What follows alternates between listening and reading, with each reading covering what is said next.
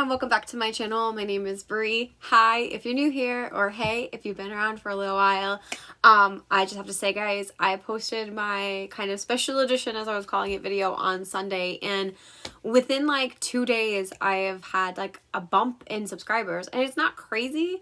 Like, I'm not having like hundreds of subscribers, but oh my god, like, you guys are here. Hey, what's up? How are you doing? This is blowing my mind either way.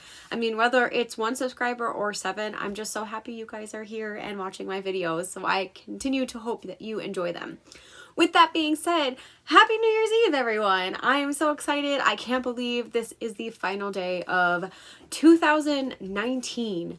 Where did the year go? I mean, good riddance, I guess. I've had a fair share of really awesome things happen in 2019.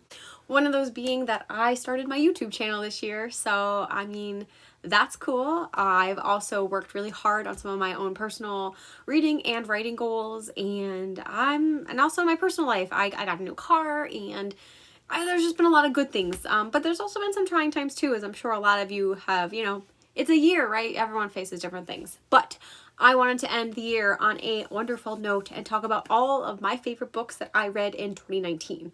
So this might be a long video, and I don't want it to be, so I'm going to try to run through them as fast as possible, give you guys maybe a brief synopsis of the books that I want to mention, and keep going from there because I really don't want to take up too much time. But without further ado, let's go. Okay, so to start off this list, I pretty much narrowed down my 10 favorite books of the year, but there are 2 books that I want to just kind of give a special shout out to because I think they deserve some of the credit because they either just shocked me or surprised me in some kind of way, like pleasantly surprised me. So the first one I want to mention is Never Contented Things by Sarah Porter. So my history with Sarah Porter, I read one of her books, which was Vasa in the Night, yes. And I hated it. That was obviously, like, I don't like to use that word very strongly or often, but I really just could not connect with that book. There was something that I just did not like about it. And the writing style was fine. It wasn't that. I just think like the way that the story projected didn't stick with me. So then I kind of heard that Never Contented Things was about these like foster children and kind of trauma. And that just sparked my interest as a therapist. So I'm like, you know what? I will give her another shot. This author, like I didn't connect with her first book, but I want to give her another try. And this surprised me completely. The book really takes a look at, there's these 2 kids, and the one kid is like the natural child of this family, and there is like his like foster sister who is being fostered by them, and they have like a very unhealthy relationship. So like she's kind of like, they're both troubled, they both have a history of trauma, and she has been kicked out of several homes, and this like his family, like they've already been so attached to each other, and his family is also considering kicking her out. So he goes to make a deal with the fairies to kind of protect her, and this whole unhealthy relationship kind of accumulates and becomes a mess. So it's really like the main character, Kensia, I think that's how you pronounce the name, but Kezia, whatever, is she really has to struggle. Like, it's her kind of like, it is told in some different perspectives, but it's mainly her story, and it's like her coming to terms with like she has to confront like her past and her history and her trauma, and understand that like the relationship she has with her foster brother isn't very healthy and has stemmed from all of the abuse that she suffered in her childhood, and overcoming that in order to kind of correct the world and get out of like the fairyland. So the fairies, while there is a content, like the fairies are existing in this world, they're very, very downplayed. Like, the story isn't about their adventure through fairyland. The story is about coming to terms with trauma. And that resonated with me very well. It's definitely not a book for everyone because it has a lot of hard-hitting topics that are in it, including like sexual abuse of children and, like I said, in general trauma. So I definitely wouldn't recommend it for everyone. But, and it's also weird. Like, it is a weird book, but the weirdness serves a purpose of it. So, like I said, that being said, because I didn't like her first book, this book just completely took me by surprise, and it almost made my top 10 list of the year if some of the other books I read didn't come after it. But I definitely give this a try. If you aren't as like triggered like by certain things, this is well worth the read if you can kind of get over the weirdness, because I think the key point of it is you have to understand that the weirdness and the way that the story is told hones in the point for the trauma history. I don't think I could read this book as a fantasy book alone. I definitely have to look at it as like in the lens of like, this is a book about trauma. This is not a book about fairies. So there you go. That's my number one honorable mention. The second honorable mention I'm going to have is Five Dark Fates by Kendare Blake. This is the finale, the fourth book in the series of the Queens of Fennbirn. I've talked about this in my September wrap up because this was the first book that I read in like when I started YouTube. And it was the first wrap up I did it. So if you want more in depth about this book, go watch my September wrap up video. But overall, I thought this was a really, really solid conclusion to a fantasy series, especially because things weren't as neat and tidy as they could have been. And it really worked for me. I love this series overall. I highly recommend it. Essentially, it's about this island where they have magic, and on the island where they have these magic, there's always these triplets born. Three sisters always, and they have different sorts of magic sometimes, or they have various levels. You know, some might be weaker, some might not have any magic, or it doesn't show to have magic. So you have these three sisters who are supposed to pit against each other and fight for the crown by killing each other when they turn the age of, I think, 16. So it's kind of like, you know, siblings fighting each other and magic and kind of that family bond, as well as a lot of good friendships in here. I know there's some parts that like didn't necessarily work the best for me, but overall it was very solid, so I had to give that a mention. Now, into my top 10 favorites of 2019. Coming in at number 10, which was one of the first books that I read in the year 2019, is Girls of Paper and Fire by Natasha Nagan? I'm sorry. Just some of those names with like when you have letters next to each other, I don't know how to pronounce them and I feel terrible. But this is a high fantasy series where you have these different like classes or species, I guess, and you have humans, you have like these hybrid human demons, and then you have full-on demons. And the king of this world is a demon, and he kind of takes paper girls, as is the Girls of Paper and Fire. So he takes these paper girls, which are like typically human girls from all over the world, and they're essentially made to kind of be his concubines, and he typically finds his favorites and, you know, just takes advantage of them. So this book is another kind of hard-hitting fantasy. We were talking about like sex slaves and sex trafficking and using like the minority groups in this book. But I ended up loving it. This worked, I think, really well for me because I got pretty sick with the flu one weekend and I wasn't working on call that weekend. So I literally just laid in bed and chugged this bad boy out. It is like the writing style kind of takes the story, very slow, but I loved the overall way that it was going. For me, the story worked really well. And for that reason, it's number 10 of my top 10. My number 9 favorite book of the year is In an Absent Dream by Seanan McGuire. I have been loving the Wayward Children series, and it is pretty well known on BookTube. Basically, you have children who are in our world who have various histories of going into these other worlds by finding magical doors that lead them to different dimensions. So in this book, you follow the story of, you know, so if you read book 1, in book 1 you have this woman who pretty much like she has grown up and made this like kind of like a home for wayward children, essentially. So all the kids who like feel like they don't belong in our world after they're gone to these magical worlds, she kind of like tries to seek them out and like get them to come to her school so that she can help them, because she was also one of these people who went through that experience. And in that home you have a character named Lundy, who was kind of like, she grew up an entire life and is relatively older, but she's stuck in a child's body. So this is Lundy's story, and I was very, very fascinated with it. It really pulled her character from book 1 and gave me a whole new perspective of her. And it was just very well done. I was very engaged. They're very short books, so they're a very easy series to binge. And if you watch my most anticipated releases, I'm eagerly looking forward to book 5 of the series. So this is just something that I would always recommend. And Seanan McGuire's writing is beautiful in this series. I now have I have Middle Game by her, which I'm hoping to get to read in 2020. I'm trying to expand my horizons with her because I do personally love this series and I have enjoyed every single book I've read. So my number 8 favorite book of the year 2019 is another sequel, and that's Imprison the Sky by A.C. Gaughan. So this book is it's a series called The Elemente, and I don't see it talked about very much, but the first book was Reign the Earth, and each book in this series, to my understanding, is going to follow a different character and a different element. So in book 1, you follow one character who is kind of sold off to, well, not sold off. She's not sold off, not necessarily, but she is kind of like, she's bargained to be a wife of a higher class ruling family. And while she's there, this family supposedly hates the Elementes and are trying to eliminate them, and she discovers that she has magic as well. So it follows her story. In the second book, you follow Aspasia, and she is a like wind user, so she's able to manipulate the wind, and you're kind of following her because she has been sold into slavery at one point, and she was trying to earn her freedom.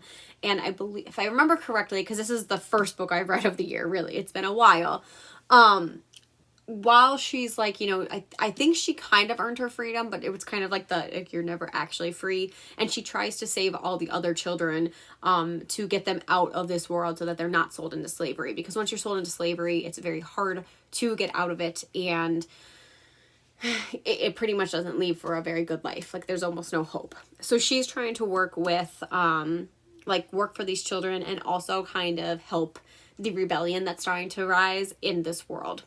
So the books, both of them really deal with heavy topics in a fantasy setting, and I think they're very, very well done. The first book kind of talks about, I mean, there's like kind of like female abuse, and there is a little bit of like the rape culture in that book. And then this one obviously deals with kind of like, it's magic trafficking, which I think is kind of synonymous with like child kidnapping and sex trafficking in a way. So there's like real world like counterparts that you can kind of match up to it. And like I said, I just think they're really well done, but it's also like kept in an entertaining kind of fantasy world. So it gives you both kind of like those vibes of, this is a very important topic to talk about, but I can still enjoy the book as well because it's very adventurous and kind of keeps you on the edge of your seat. Definitely like the series so far. I have gotten arcs for both of these books, so I'm going to continue to request arcs as I can, because so far I've absolutely loved the series and I want to keep supporting it. It's not well known, and more people should rave about it. Number 7 on my list is The Wicked King by Holly Black, which, surprise, it's another sequel. Clearly, this has just been a really good year for sequels and also fantasy books. Now that I'm thinking about it, I think my list, except for maybe one book, is all fantasy. Sorry guys, that's my favorite genre. But The Wicked King is the sequel to The Cruel Prince, and this follows Jude as she is struggling to kind of well, I can't really say too much, can I? Because this is a sequel. But basically, she's kind of struggling to maintain some kind of power in the world of fairy, and there's a lot of tricks and turns. I think this book was really well done. As I mentioned in my November wrap-up, I really enjoyed The Queen of Nothing, but I think overall, I really enjoyed this book just a tad more. One of the first books I read of the year again, but I do remember it pretty well. I really liked kind of the undersea portion of it, like kind of going in under the water, and seeing like the relationship between Jude and Cardan continue, and just kind of their weird mind games that they keep playing with each other. So that's all I'll say because this is a sequel, but I recommend the series. I wouldn't go into it thinking it's the most like the best or the most serious series in the world, but if you're just going in for a good time, these are quick reads. I enjoy them. I recommend them. Number 6 on this list is another sequel, and that's The Dream Thieves by Maggie Stiefvater. I binged the entire Raven Cycle this year, and the Raven Cycle follows a group of friends where there's like 4 boys and 1 girl, and all their paths kind of cross because of this weird magical ley line that is on their town of Henrietta. And they're all trying to kind of figure out what they have, like what their lives have to do with each other and how the ley line plays a role in their lives, because a lot of weird stuff is happening. So I loved this series. It's definitely one of my favorite series from now on, and especially because I read it with all my friends, and that was just a wonderful experience to kind of read it and like talk about it with them. But The Dream Thieves stuck out to me the most. It was by far my favorite book of the series. I loved kind of getting that little glimpse of who Ronan was as a character, and just like his relationship with everyone, and how like his weird thing that happens to him comes out in this book. I really liked it. It was very whimsical and serious at times, and yet fun and playful, and it was worthwhile. Overall, the whole Raven Cycle could probably be in here, but I'm going to pick The Dream Thieves as my pick because, like I said, it was definitely my favorite book of the whole series. Number 5 on this list is another sequel, and this time it's Kingsbane by Claire Legrand. So last year I discovered Claire Legrand by reading Furyborn, and wow, did it blow me away. This hefty book, honestly, this is one of those books that I probably would have been intimidated by, because it's almost 600 pages, 587. But I was like, I need to read this now because that's how much I love this series. This series kind of follows it follows 2 girls in 2 different timelines, and you're leading up to like the grand finale, which is book 3, where you're going to see how these timelines have impacted each other. So you follow one woman 1,000 years earlier, and then you follow like what would, I guess, would be present day technically. You follow another one. So you follow Eliana and Riel.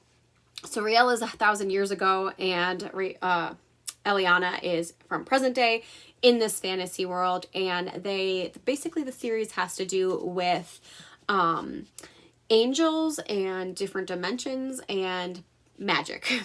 That's all I'll say. That's all I think you should know going into it. I didn't think once I kind of figured out that it was about angels, I was like, I would never have thought that I would like a book about angels, especially considering that I went through the Mortal Instruments, and I was kind of like, maybe I'm past my prime on the angel books, but this is just so well done. Claire Legrand is a masterful writer, and I give her all the credit. I could only hope to live up to her writing style, because I'm just cowed by how amazing she is. The way that she crafts the stories, the way she's interwoven both of the stories, and to keep it up for all 3 books. All 3 books have this separation of 1,000 years. And that the way that you kind of like the twists and the turns and the way that they're connecting, and then like the way that she still has twists and turns happening, even though you get how the 2 people are connected, even though they're thousands of years apart in book 1, you're still finding out so much more. And honestly, I can't wait for book 3. To my knowledge, I don't think it has a release date yet, which is kind of sad because I want it now. But this is definitely worthwhile. I've had a lot of great books this year. So this is number 5, and it almost pains me to put it at number 5, but I've just read so many amazing books. So like my top 5 probably could be interchanged, but yeah, if you're looking for a high fantasy that's well done and well crafted, I highly recommend this. But if you're also looking for like a older YA where it's really like probably a new adult fantasy novel, this is exactly what I would go for. The characters in this are like between 18 and 21, so they're definitely in that weird cusp of like they're not quite teenagers, and there are a lot more fluidity with like the topics. Like there's definitely a little bit more gore in this than classic YA. There's free talk about sex and relationships and threesomes and all that kind of stuff in it too. So it is a little bit more mature, but it's still done very tactfully, where there's no like graphic sex scenes or borderline pornographic stuff, and there's not a lot where like you should be okay, like you're not going to get queasy from some of the stuff like the fighting that they talk about. So if you're between 18 and 21, you're looking for something a little bit more mature and you're not quite on that cusp of adult fantasy, or if you just typically enjoy young adult fantasy and you are maybe trying to dip your toes into something more, great series to do so with. Number 4 on this list is going to be a repeat from my favorite audiobooks, but I couldn't pass up the opportunity to talk about it, and that would be Daisy Jones and the Six. I've already raved about why I love the audiobook in this, so I'm not going to talk too much, but Daisy Jones is a 60s singer, and she is looking to make her big break when she kind of gets paired up with this fictional band called The Six, and this is a fake biography, memoir type of style book where you're following the reasons why Daisy Jones and the Six ended up breaking up and they kind of fizzled out their entire careers. Personally, I really liked it. It's told in an interview format, and only very, very rarely in the book do you kind of get the interviewer interrupting and like putting her own content in it. So when you listen to it on the audiobook, it really sounds like you're watching a documentary, because you'll be like hearing, like you'll be flashing back and forth to the people, and then every now and then you'll get the interviewer, wait, like what did you say or something. So it's just really well done. I definitely recommend listening to it on the audiobook, but I mean, you might still be able to enjoy it in book format. Personally, I don't own this book. I would own it. I was just saving my money, and I heard the audiobook was good, so that's why I listened to it in that format. But if I ever stumble across it for a good price, or if it's ever gifted to me, I would certainly covet having that edition. But it ends up being my number 4 favorite book of the year, and that's just my niche. I like rock and roll books, especially from the 60s and 70s. That's just my weird niche. Even though I don't listen to a lot of that music, I still like reading about it. So now we're getting down into my top 3 books, and this is where it gets really difficult, because again, I just have read so many good books this year, and these books all kind of stuck out in my mind for various reasons. So the first book I'm going to talk about is A River of Royal Blood by Amanda Joy. So this book, which also it's my Fairy Loot edition, so like this is just gorgeous. I love this edition. And I actually passed along I had an ARC of this. I read it and reviewed it already. And I passed the ARC along to my friend because I wanted her to read it as well. This is just such a good book. I thought for a debut, the magic system was extremely well done. The story was well crafted. It was gripping. It kept me on my toes, but it also, like, there was inklings where I thought I knew where it was going to go. So it was also kind of satisfying, like, when that was correct. Or there was a few times where it actually surprised me, and I enjoyed that as well. So for a debut fantasy novel with some North African inspired lore in it, I think it was excellent. I'm very excited to see where the author takes the series, and I'm here for the ride. It made my number 3 spot, and I think it's well deserved. Also, if you haven't checked it out, this was another book that I ended up talking about. I believe it was either in my September or my October wrap up, but I did talk about this more in depth. So if you want more of my thoughts, go check out that past video. My number 2 favorite book. So number 2 and number 1 were warring with each other for this spot, because I loved both of these books, and they both kind of have a similar common theme to them. But for my second favorite book of the year, I'm going with Sorcery of Thorns by Margaret Rogerson. This book is currently on loan to my mother. She is going to read it. I have been raving about this book all year, and I just love it. I have been trying to tell everyone to read it when possible, and I probably have successfully gotten 3 people to read it so far, so if that tells you anything. But this book is Margaret Rogerson's second book, and it's a standalone fantasy that follows a librarian named Elizabeth, and she was orphaned and brought up in the library system, where the libraries are very magical. Each book kind of has its own personality, and if you destroy the books in any way, they turn into these monsters that you pretty much need either like the librarians who are trained at battle to protect them, or sometimes you might have to call in sorcerers to help. But the library has always been very against sorcerers, so Elizabeth's always grown up kind of believing that the books are sacred, she has to protect them, and she can't trust sorcerers. So one day when all of these libraries start to mishap, Elizabeth is kind of faced with this decision that she has to leave because she is being falsely blamed for ruining something in the library. So she tries to flee, and she ends up having to partner up with a sorcerer. And from there's a whole slew of magic and fighting and trying to figure out history and romance and just really great side characters, and I just loved it. I loved it. The biggest thing for me is while I was reading it, I was just so captivated the same way that I was captivated reading Harry Potter, which is very hard to do. And I don't know what it was about this book. Like, I know that it didn't stick for everyone. Not everyone enjoys it, but for me, reading this book just brought me that joy and that sense of wonder that I had as a child. And that hasn't happened in forever. So I don't know if that just enhanced my reading for it. I don't think that's all it was. I love Margaret Rogerson's writing. I love the romance and the adventure, and the sense of wonder that the characters have was also kind of rubbed off on me.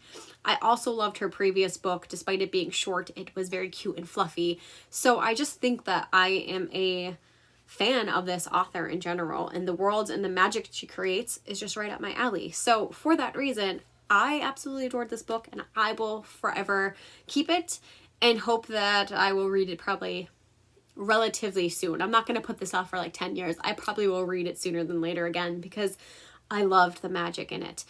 So I actually, like, I remember when I put the book down, I called my friend and I just said, I found my favorite book of the year.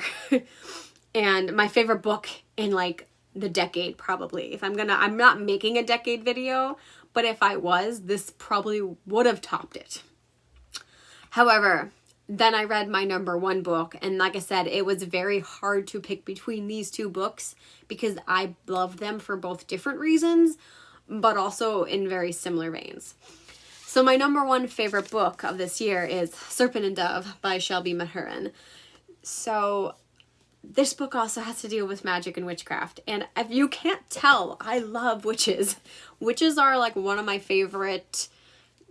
They're not really magical creatures, but you know what I mean? Like they're like the magical beings. Like they're one of my favorite, and they've always been one of my favorites. I love dabbling in witchy stuff, and so I also love reading it. I also love writing it. If you haven't seen my writing goals video for 2020, I am writing a witchy anthology book with two of my friends. So it's obviously right up my alley. And this book, another hefty one. Like, look at me go at these over 500 pages this year, because typically I shy away from them. But this one kept me captivated all throughout the read. I really loved, and this is another debut, by the way. A couple of these have been debuts, but they're just really good. They deserve it.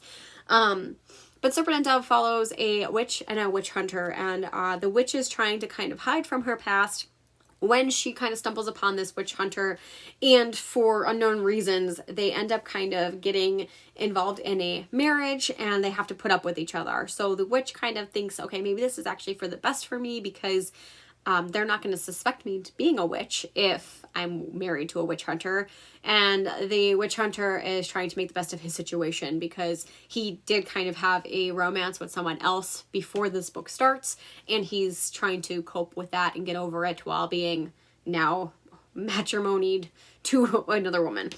So their dynamic is absolutely perfect. I really liked the romance. I like how they're kind of witty and sensitive at some times, but also like the beginning is really rough for them, and they definitely, like, you can tell, like, they not only despise each other for who they are at first, but they also they don't know, well, the one knows who the other is, but it's kind of like this weird, like, there's a big secret that's kind of hurting them initially. I love the magic in this. I love the history in this, and this is a historical fantasy, so it takes place I think in the 1800s in France, so it's definitely like set in our real world. And I loved how like we had those real world like issues with like the poverty and the rich and like all of those kind of like that 1800 France, but also then you have like this witchcraft and like how the witch lore weaves into how things were in our time. Like I said, very masterfully crafted in my opinion. I definitely binged this, and it was a very fast read. I read this in the beginning of December, so you'll see this again probably at the my next video when I talk about my December favorite reads. But for now, I just gotta say that this is my number one favorite book. Like I said, if I had Sorcery of Thorns, I probably would hold both of them up and just say that it was such a hard pick between the two. Because like I said, Sorcery of Thorns kind of gave me that same wonder I had where I was first reading Harry Potter and I fell in love with reading. I loved that kind of whimsy and magic. But then this was also kind of like a more serious and darker tone, which also very much attracted to me. So both of those books were so different, and that's why it was hard for me to pick one as my favorite. But it could just be because I just finished this book in December that maybe this is why it reached number one, but overall you probably could interchange them. So there you have it, everyone. Those are my top 10 favorite books of 2019. It was a great reading year. Honestly, I didn't have, like, I posted my disappointed list previously. You can go check that out if you want. And really, like, I didn't hate any of the books I read this year. I was just, some of them I was let down with, but overall, I read so many. It was actually so hard to pare this list down, and that's why I had to just throw in 2 honorable mentions at the beginning of this, because I really did read a lot of great books. But that just means that I have a lot of great books waiting for me in the year 2020. So I can't wait to start to dive into my newest favorite reads for next year. And, you know, as always, let me know down below what your favorite book was of the year. Do we have any same ones? Did you like any of the ones I've read? Do you have different ones? Please let me know down below. I'd love to see if we read some of the same books or if you read something different that maybe I should check out next year.